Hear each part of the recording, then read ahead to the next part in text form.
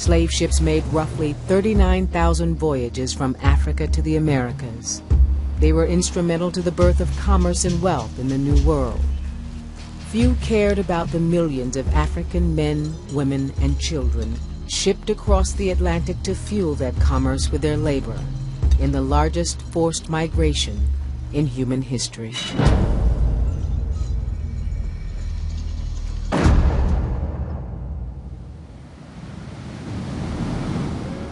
In the beginning, the transatlantic slave trade was the exclusive monopoly of Portuguese slavers who dominated the west coast of Africa. But during the 1600s, the Portuguese monopoly came crashing down. The ubiquitous wars that raged through Europe during most of the 17th century were fought not only for territory and power. The battles determined who would dominate the New World and control the African trade. Those wars overwhelmingly resulted in British domination because it was England's mastery of the sea, which was particularly clear in the 18th century, that enabled Britain really to dominate the slave trade as a whole. Britain turned the slave trade into an industry. Its ships alone carried an estimated 3 million Africans to the Americas.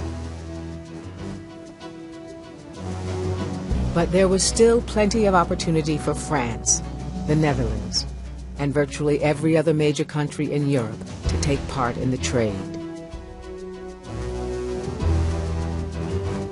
By the 1700s, money from the trade helped build the cities of Liverpool and Bristol in England, and the French city of Nantes, all of them participating in a great triangle of profit. The triangular trade is a phrase that's used to emphasize the link between Africa, the tropical Americas, and Europe, hence the triangle. Goods, commodities are shipped from Europe to West Africa to buy slaves. Slaves are taken to the Americas to grow sugar. Those crops are then shipped to Europe, where they're manufactured for re-export to Africa to buy slaves. That's the idea of the triangular trade.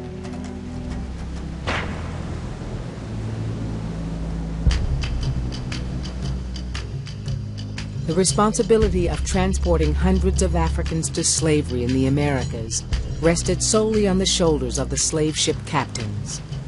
They held the ultimate power to do whatever was required to bring their human cargo to market at a profit. Traders exchanged a variety of goods for human merchandise. But cowries, small seashells indigenous to the Indian Ocean near the Maldive Islands, were the currency of choice. Muslim merchants brought the shells to West Africa to exchange for African goods and slaves. As currency, cowrie shells were traded by the bag. A trader could pay as much as 40,000 shells for a single African. Hauling shiploads of seemingly worthless shells in order to buy slaves was a large inconvenience for European traders, but they had little choice in the matter. European money meant absolutely nothing to African slavers. No one was safe from the slave traders. Those who survived were sold to African or European middlemen known as factors. The European factor would work on the coast. He would be the middleman, the exchange merchant who would arrange to buy the slaves in exchange for other goods. Waiting for the ships, factors would accumulate hundreds in their compounds. These ships were armed camps. These ships had a massive security problems because Africans did not go willingly into their slavery. The Africans' desperation and hopelessness meant that security problems persisted throughout the Middle Passage, the major leg of the Great Triangular Slave Route. It was the route followed by the slave ships across the Atlantic to the Americas. Most of the ships transported Africans from the coast of West Africa to Brazil or the West Indies. Only about 5% of their human cargo came to the United States.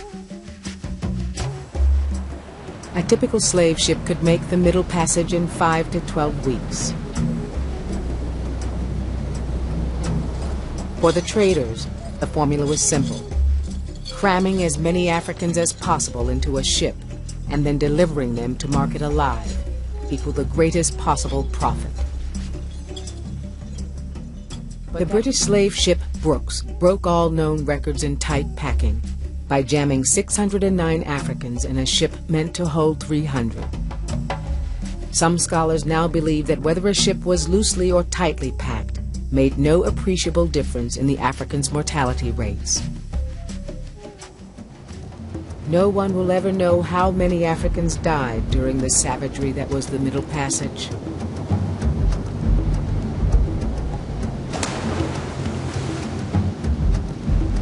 But scholars now suggest that despite high mortality rates aboard the ships, many more captives were likely killed before ever leaving the continent of Africa.